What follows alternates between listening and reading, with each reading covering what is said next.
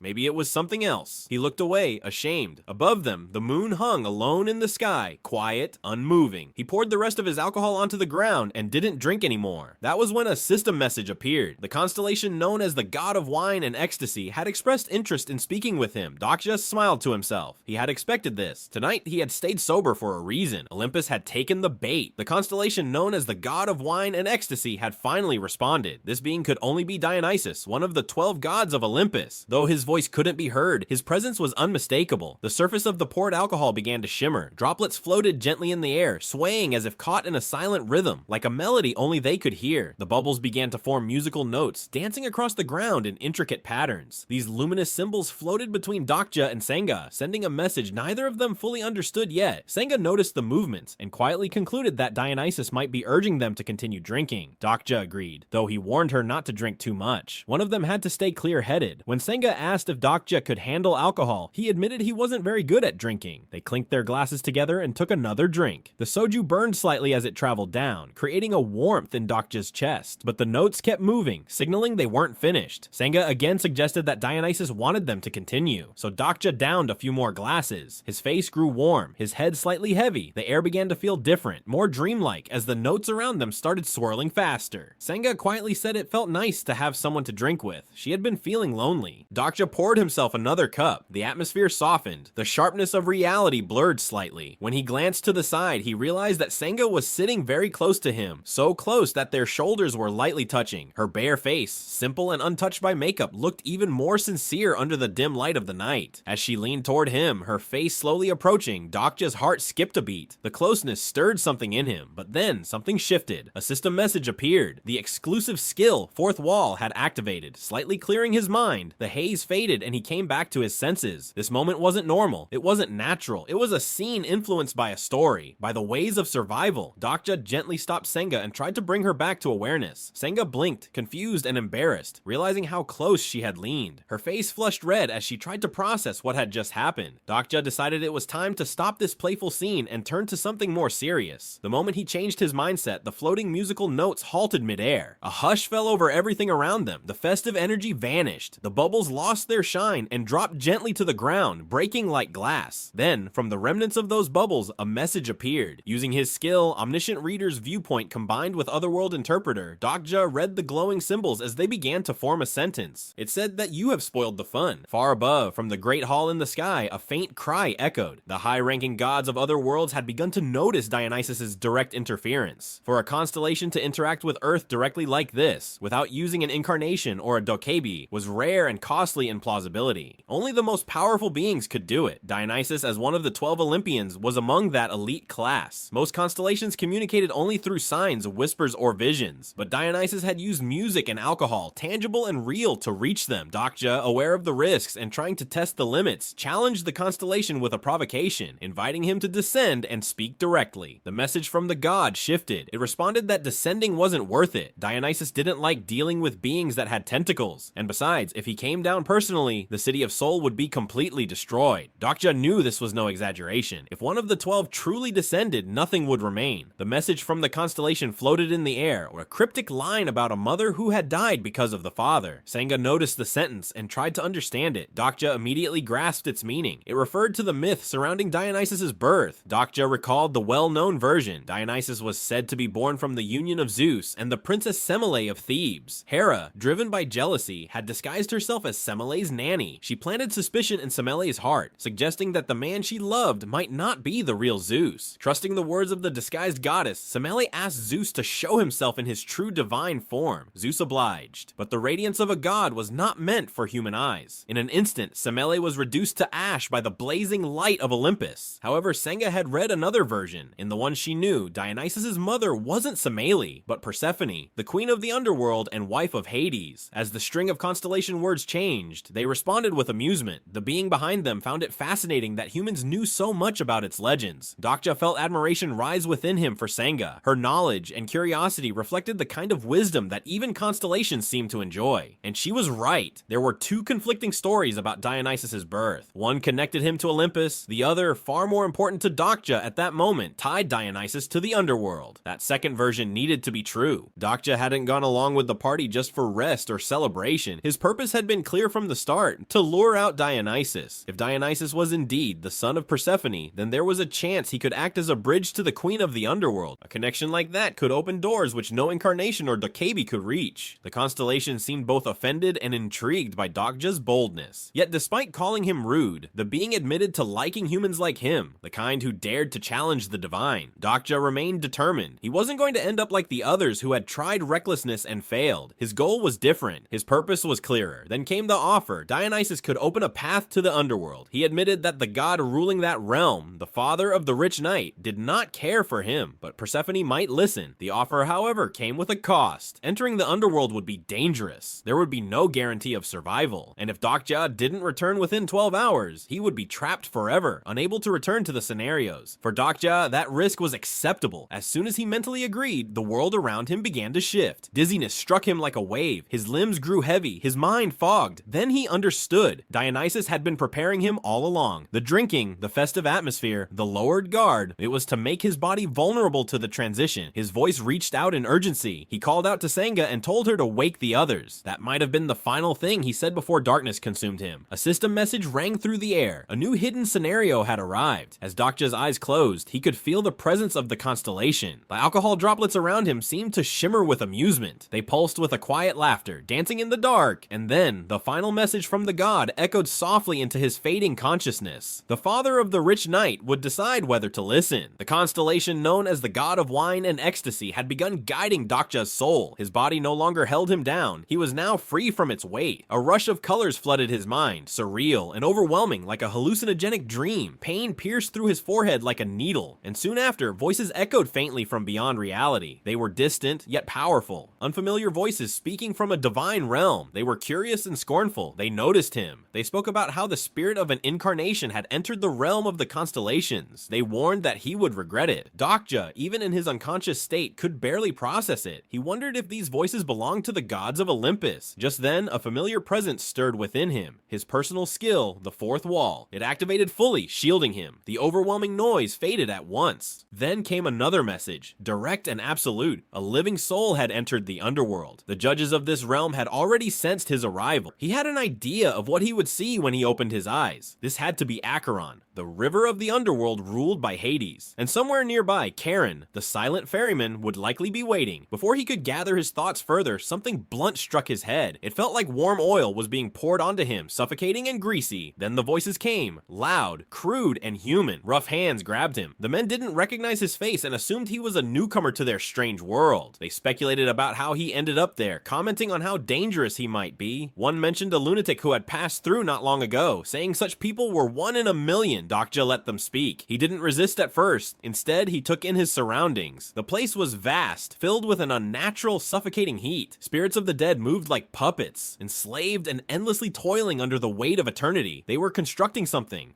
massive. It looked like a machine, or perhaps a giant robot. Whatever it was, it radiated despair. He had entered a realm truly not meant for the living. When one of the men grabbed him more forcefully, Dokja didn't hesitate. He twisted the man's arm with quiet precision. The attacker immediately realized something was wrong. This was no ordinary newcomer, but Dokja had no time to waste dealing with meaningless threats. He focused inward, calling up the system screen to examine the scenario he had triggered. It was a hidden scenario, and its name was Scenic Walk. The goal was simple in description, but terrifying in execution. Avoid the eyes of the underworld's judges and return to the surface safely. The time limit was 12 hours. Failure meant only one thing: eternal residency in the underworld. Dokja felt confusion rising within him. This wasn't where he was supposed to be. He had expected to arrive at the banks of Acheron, the river that bordered the underworld, but something had gone wrong. This place was different, darker, heavier. Before he could make sense of it, a large man standing in front of him shouted in anger. His clenched fist was about to land on Dokja's head when another voice interrupted from behind. It was calm, yet carried a tone that sent chills through the crowd. The newcomers who had been threatening Dokja froze at once, their expressions shifting from aggression to fear. The voice belonged to someone familiar, someone who walked forward with an amused tone, complaining about boredom and talking about working on a Gundam. The tension in the air shifted completely. Those who were once bold now fled in panic, like prey escaping a predator. Dokja turned to see the face behind the voice. At first, it didn't make sense. The young man standing before him stared back with familiarity and disbelief. As he brushed aside his bangs, recognition struck. It was Kim Namwoon. The weight of realization crashed down on Dokja. Of course, the underworld would hold those who had died, and among them would be those he had killed. How could he have forgotten something so obvious? Kim Namwoon greeted him casually as if nothing had ever happened between them. He asked questions, trying to stir conversation, amused by the reunion. Dokja, however, was barely listening. He was observing the environment around him, and soon enough, the truth of the location hit him hard. This wasn't just the underworld, it was Tartarus, the most feared prison in myth, the abyss where the worst were sent. He spotted a monstrous figure in the distance, a beast with 3 heads. Cerberus, the gatekeeper of Tartarus, stood watch. Even from afar, the danger was clear. Namwoon laughed, telling him not to worry. The beast guarding the entrance was just a baby, only a 4th-tier monster. There were far worse creatures lurking deeper in the levels below. He sounded entertained, even pleased by the horror of it all. Then he asked how it felt to finally end up in hell. But Dokja had other things on his mind. There was something more important to him than trading words. He asked about others. Were there any other familiar faces in this place? Namwoon gave a flippant answer, claiming there was only Dokja. When asked again, he thought for a moment, then confirmed he hadn't seen anyone else from the subway incident. Dokja silently scanned the surroundings once more. There were no signs of Myeong-il Sang, the catastrophe of questions. corpses. No trace of Minu or Song, the humanoid demon pair. None of the ones he had expected. Dokja asked a question that had been weighing on his mind. He was searching for someone. A young woman with white hair tied in a ponytail, someone he described as beautiful. His tone was urgent, and he hoped for even the smallest clue. Namun looked puzzled at first. Then, with a mocking tone, he jumped to conclusions. He teased Dokja, suggesting that he must have died trying to save her. That Dokja must have been one of those types who believed love was worth dying for. The sarcasm in Namun's voice was thick, and it only irritated Dokja further. Dokja pushed aside the embarrassment and asked again, hoping for a clear answer. But Namun simply said he hadn't seen anyone like that. He added a snide remark, assuming she must have been Dokja's lover, and that it was unfortunate they hadn't reunited here. But Dokja wasn't bothered by the teasing. His thoughts were already racing. If Namun hadn't seen Yusung, then perhaps her spirit hadn't yet crossed the river Acheron. That gave him some time, but not much. Since Yusung wasn't originally from this world, her spirit would eventually be expelled from it. If Dokja wanted to save her, he had to find her spirit before that happened. Turning the attention away from that, Dokja asked what Kim Namun had been doing here all this time. With a grin, Namun pointed to something large and towering in the distance. He told Dokja that he had been working on that. Dokja's eyes followed his hand. What he saw looked like a giant metal figure. Something shaped like a robot, but far more ancient and powerful in presence. It was no ordinary creation. It was one of the Titans of Soldier. The sight confirmed Dokja's suspicion. Hades was already preparing for the Gigantomachia, the great war against the giants. Unlike the idle Olympian gods, Hades was planning ahead. The fact that these titanic weapons were being forged down here in Tartarus spoke volumes about the seriousness of what was to come. Before Dokja could say more, Namun grabbed his wrist and pulled him along. His voice dropped low, warning that the overseers were approaching. These were the enforcers of Tartarus, and if they saw Dokja idle, it would cause trouble. They moved quickly. Namun led him to the work area, a forge glowing with the fires of the underworld. He handed Dokja gloves and helped disguise him as one of the slave laborers. Without delay, the two of them began hammering away at pieces of metal, joining the others in the rhythmic clanging of steel. As they worked, murmurs moved through the air. The overseers were drawing near. Every slave around them fell into perfect silence and strict motion. The air turned tense. No one dared lift their eyes as the shadows of the overseers passed by. Namun noticed Dokja's quiet stare and asked why he was looking at him like that. Dokja didn't respond directly, but his eyes said enough. It made Namun pause. Slowly, a realization crept over him, and a twisted grin spread across his face. He understood now. Dokja was scared. Namun could see it in his expression. He assumed Dokja was worried he'd take revenge for what happened in the past. After all, Dokja had been the one who killed him. Inside his mind, Dokja admitted it. Namun was terrifying. In fact, he had been even more unpredictable and dangerous than he went in the original novel. So yes, there was fear, but Dokja didn't let it show outwardly. Then Namun's tone shifted. He claimed that there was no need for fear anymore, that both of them were already dead. He insisted that death had changed him, that he had taken time for self-reflection. Dokja didn't buy that for a second, but then, surprisingly, a notification appeared before Dokja. The system confirmed that Namun was telling the truth. Namun continued speaking, insisting that he was doing his best to atone for what he had done in life. Even more strangely, he said he was grateful to Dokja for killing him. Dokja asked why. Namun explained with a bizarre smile that life in the underworld was better than his life in the living world. He got regular food, had shelter, and wasn't forced to attend school. There were no parents to scold or hit him. Despite the heat, he said it was peaceful here, and when he was bored, he built miniature robots for fun. Dokja, watching silently, thought to himself how this boy was clearly not normal. He referred to the fearsome Titan soldiers of Hades as toy robots and played with metal ores that belonged to the realm of death. There was something deeply broken in Namun's perception of reality. Then came another surprise, another message from the system. It stated that Namun had taken a liking to Dokja. Dokja felt uneasy. There was no doubt in his mind that Namun still had loose screws. Even if the system claimed he had changed, he was far from normal. Just then, their strange conversation was cut off by a loud, echoing voice. It was the overseers. An announcement rang through the vast halls of the slave smithy. All slaves on the first floor were ordered to prepare for inspection. Namun groaned at the sound. He explained with annoyance that these inspections were constant. The overseers had nothing else to do, so they used their authority to harass the workers. But this time, the announcement was different. The overseers mentioned that an illegal intruder had crossed the Acheron River. A living person's soul had entered the underworld. The overseers warned that if the ruler of death, the Great Death, discovered this, there would be consequences for everyone. The purpose of this sudden inspection was to find the intruder. Namun was still grumbling, not fully grasping the weight of what was unfolding. Namun muttered that the whole thing was ridiculous. Even if a living person had truly entered the underworld, hiding in Tartarus Tartarus made no sense. Once someone came in, there was no going back out. His complaints echoed off the iron walls of the forge until he turned and stared curiously at Dokja. He called out again, sensing something off. Dokja hesitated in answering, caught between panic and planning. That small delay gave Namwoon a hint, and then it hit him. He pointed it out directly, half joking, half serious, asking if Dokja was the intruder they were searching for. When Dokja confirmed it, Namwoon reacted with a mix of shock and laughter. He had been speaking to a living human all this time. He didn't know whether to be impressed or horrified. Dokja pressed on, asking desperately if there was anywhere to hide. Namwoon scoffed. Hide in Tartarus. It was a prison, not a shelter. But after a second, he jokingly pointed toward the towering giant soldier in the distance, a mechanical titan built with divine ore. Dokja's eyes lingered on it. Maybe he could hide inside, but he quickly realized the risk. That thing was more than a statue. It was a creature in itself, nearly alive. If he entered without caution, he could easily be absorbed or worse, digested. Namwoon confirmed it casually, mocking Dokja's desperation. He reminded him that his supposed redemption only extended to the dead, not to someone like Dokja, who still clung to life. In his usual twisted way, Namwoon joked that Dokja would die soon enough, and then maybe they could truly be friends. Inside, Dokja tried to stay focused. He remembered something. In the final parts of 3 Ways to Survive, Junghyuk had also entered the underworld. What had he done in this exact situation? A system message blinked in Dokja's vision. His attribute had triggered a deeper understanding of the novel. Memory surged through him. He saw it clearly. In the story, Junghyuk had faced the overseers directly. Without hesitation, he declared his intent to take Pluto, the giant soldier, and dared the judges of the underworld to stop him. His arrogance had worked only because he was a regressor. He could afford to gamble. Dokja, however, was not. He had no resets, no retrees. But then came a realization. Maybe he didn't need to avoid capture. Maybe getting caught was the path forward. Maybe facing the judges of Hades wasn't a death sentence, but a gateway. Yes, it was risky, but not more than standing still. As the overseers finally entered the smithy, Dokja turned to face them without fear. They demanded his identity. Dokja didn't hesitate. He revealed himself as the one they were looking for. Immediately, the overseer's expression sharpened. A bone-deep cold spread through the air. A sound like metal being drawn from the deepest vaults of the earth echoed around them. The cold crept up Dokja's back. If he turned around, he knew he'd find the terrifying judges of Hades waiting to drag him into oblivion. But Dokja stood firm. He reminded them of the war that was to come, the Gigantomachia. If they destroyed him now, they would lose the war. His voice didn't shake. He stared up at the giant soldier and declared that he alone knew how to complete it. A heavy silence followed. The overseer wavered. The cold surrounding Dokja's body crawled slowly up his shoulders, to his chest, and finally toward his heart. The test was near its peak. He didn't resist. He didn't panic. He stood still, braving the chill, letting it embrace him. And then, at the final moment, it stopped, as if some unseen force had recognized his resolve. Then, like a whisper from the void, the system spoke. The hidden scenario had been updated. After some time had passed, Dokja was guided toward the palace of Hades by one of the judges. The path was silent and cold. As he walked, he turned to look back. And there, behind the massive Cerberus, stood Namwoon. Namwoon's expression was blank, unmoving as if caught in thought. Dokja quietly waved a hand in farewell. Namwoon stayed behind in Tartarus, and truthfully, Dokja never came to save him. Namwoon had chosen to remain in hell, and seemed content with it. There was no reason to change that. The judge leading Dokja moved ahead slowly. The judge had no legs, floating ghost-like up the dark stairs that led into the palace. Along the path, there were symbolic bodies. Some looked human, some looked monstrous. Their eyes followed Dokja with interest.